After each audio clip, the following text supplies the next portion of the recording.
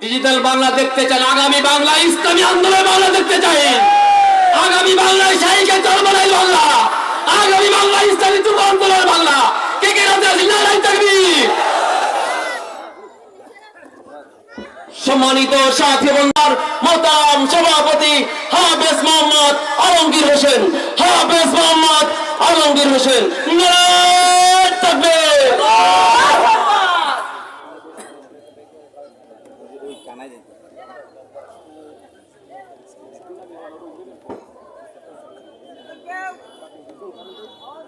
الحمد لله وكفى سلام على عباده الذين اصطفى أما بعد إن الحكم إلا لله صدق الله العظيم ইসলামী যুব আন্দোলন রাজাপুর উপজেলা কর্তৃক আয়োজিত আজকের এই তৃণমূল সমাবেশের সম্মানিত প্রধান অতিথি,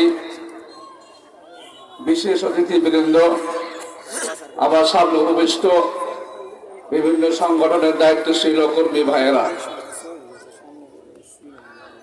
আসলে ইসলামী আন্দোলন কেন আমরা কিসের জন্য করি? ইসলামী আন্দোলন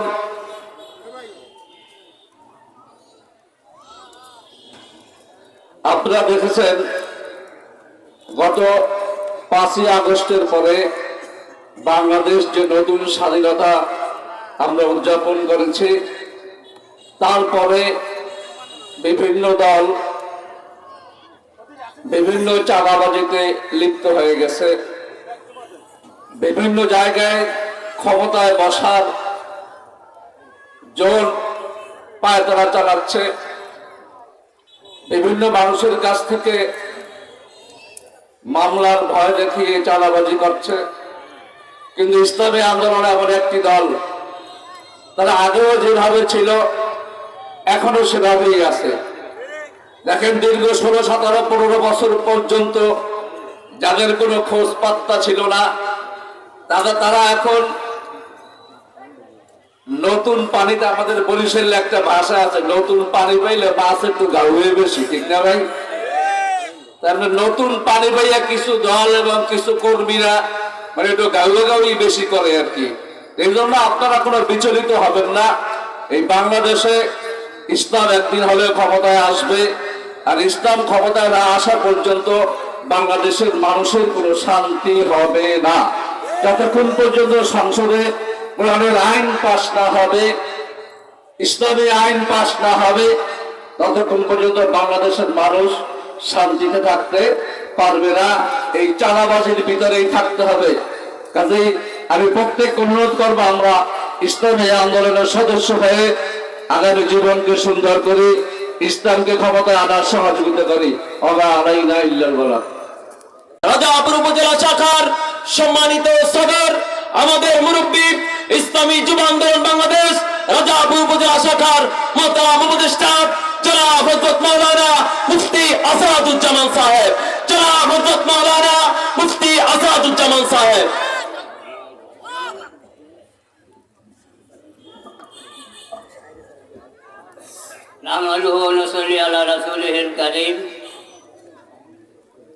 রাজাপুর উপজেলা ইসলামী যুব আন্দোলন কর্তৃক আয়োজিত মরহুম শায়েখ সৈয়দ ফজলুল করিম রহমতুল্লাহের রাজনৈতিক শীর্ষক আলোচনা ও তৃণমূল সমাবেশে আমার স্নেহভাজন সভাপতি জনাব জাহিদুল মাস্টার জাহিদুল ইসলাম সাহেব, আগত অতিথিবৃন্দ সবাই নাই, হুজুর এখনই এসে পড়বেন। মরহুম আল্লাহর কুতুব, তিনি তার রাজনৈতিক দর্শনে অনেক কিছু তার ছাত্র জীবন হতে করে গেছেন। এই দেশে দিন কায়েমের জন্য সর্বপ্রথম তিনি চরমনাই মাদ্রাসায় নাসিরে মিল্লাত নামে ছাত্র সংগঠন করে তার এই রাজনৈতিক পথে তিনি অগ্রসর শুরু হয়েছেন। এরপর তিনি নিজামে ইসলাম পার্টিতে, এরপর খেলাফত আন্দোলনে এবং এরশাদের সেখানে খেলাফত আন্দোলনে যোগদান করে সেই সময় হাফিজ হুজুর রহমাতুল্লাহ আলাইহির সভাপতি রাষ্ট্রপতি হিসাবে নির্বাচন করেছেন। সেই নির্বাচন কমিটির তিনি নির্বাচন পরিচালনা কমিটির তিনি মরহুম শিক্ষক সভাপতি ছিলেন। একবার ৩রা মার্চ আবার নূতন ভাবে এই যে ইসলামী স্বাধীনতন্ত্র আন্দোলন এই শুরু হয়েছে, সে এক ভিন্ন ধরনের গানের একবার ৩রা মার্চ ১৩ই মার্চ এই মহাসম্মেলন ইসলামী স্বাধীনতন্ত্র আন্দোলনের মহাপ্রথম মাঠ পর্যার মহাসম্মেলন হয়েছে ১৩ই মার্চ ১৯৮৭ সাল। সেই সময় শৈলচার সরকারের বিপ্লববাদী সেই সম্মেলন করতে দেয় নাই। মহাসাগের দিন ভেঙে ফেলেছে। পরদিন যত লোক ছাত্রে গিয়েছে, চতুর্পাশ থেকে ছাত্র ঘেরাও করে রেখেছে, বাংলা বোর্ড ঘেরাও করে রেখেছে। একবার যত তহবিল জনতা সেখানে স্রোতের মতন যখন যায়, তখন তারা পিডার লাঠি চাল বোনের কাঁধে গ্যাস মেরে এমনকি আমাদের সাইকের উপরে তারা তেলে এসেছে।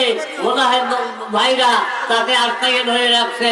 সেই রক্ত মাখা ইসলামী শাসন আন্দোলন আজ ইসলামী আন্দোলন নামে বাংলাদেশে আর আছে কাছে সব জায়গায় এটা প্রসার, মানে সব জায়গায় এটা ইনশাআল্লাহ প্রতিষ্ঠিত হয়েছে। আমি আপনাদেরকে অনুরোধ করব, যেহেতু এটা যুব আন্দোলনের সভা, এই যুবকদেরকে আমি বলবো আপনারা এই যুব আন্দোলনে যোগদান করেন। আর যারা বয়সী আছে আপনারা ইসলামী আন্দোলনে যোগদান করেন। যারা শ্রমিক আছেন তারা শ্রমিক আন্দোলনে যোগদান করেন।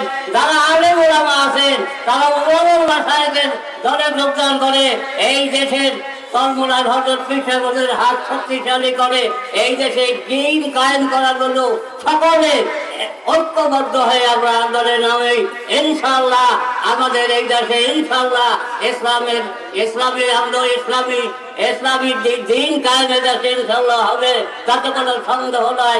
নাসরুল্লাহ ওয়া ফাতহুল কারীম। আসসালামু আলাইকুম ওয়া রাহমাতুল্লাহ। বন্ধুগণ, আজকে এই তৃণমূল সমাবেশের এই পর্যায়ে প্রধান বক্তা বক্তব্য প্রদান করবেন ইসলামী যুব আন্দোলন বাংলাদেশ কেন্দ্রীয় সাংগঠনিক সম্পাদক মৌলানা আল আমিন।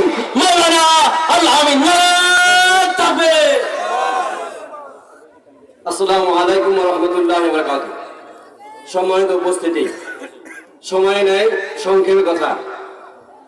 স্বৈরাচার বিরোধী আন্দোলনে মাঠ পর্যায়ে যত নেতৃবৃন্দ মাঠে ছিল তার ভিতরে সর্বাগ্রে জাতীয় নেতাদের ভিতরে রাজপথে থেকে লড়াই করেছে আমাদের আমির পীর সাহেবদের চরমায়, আমাদের নেতা শাহেখ জামানের কথা ঠিক না বন্ধুগণ? এই দেশ গঠনে ইসলামী আন্দোলন বাংলাদেশ মাঠ পর্যায়ে যেভাবে সক্রিয় ভূমিকা করেছে, অন্যান্য যখন সাংবাদিক সম্মেলন এবং প্রেস ব্রিফিং এর মাধ্যমে নিজেদের কার্যক্রম সীমাবদ্ধ রেখেছে, ঠিক সেই সময় আমাদের নেতারা জীবনের ঝুঁকি নিয়ে রাজপথে দিনের দিন মিছিল করেছে কথা ঠিক বন্ধুগণ? অতএব আগামীর বাংলাদেশ কিভাবে পরিচালিত হবে সেই ডিসিশন দেওয়ার আগে ইসলামী আন্দোলন বাংলাদেশকে অবশ্যই জিজ্ঞেস করতে হবে কথা ঠিক বন্ধুগণ? অতএব পীর সাহেবদের চরমায় আগামী জাতীয় নির্বাচনের জন্য পিয়ার পদ্ধতির নির্বাচন দাবি করেছেন। আজকের সমাবেশ থেকে বলতে চাই, পিয়ার পদ্ধতির বাইরে এদেশে কোন নির্বাচন হাতে দেওয়া হবে না।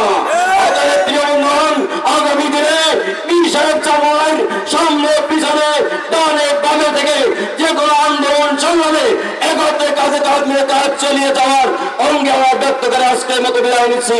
আসসালামু আলাইকুম ওয়া রাহমাতুল্লাহ। ইসলামী আন্দোলন বাংলাদেশ এর কেন্দ্রীয় অন্যতম সদস্য আল্লামা নুরুল হুদা ফয়জি পীর সাহেব কারিমপুর।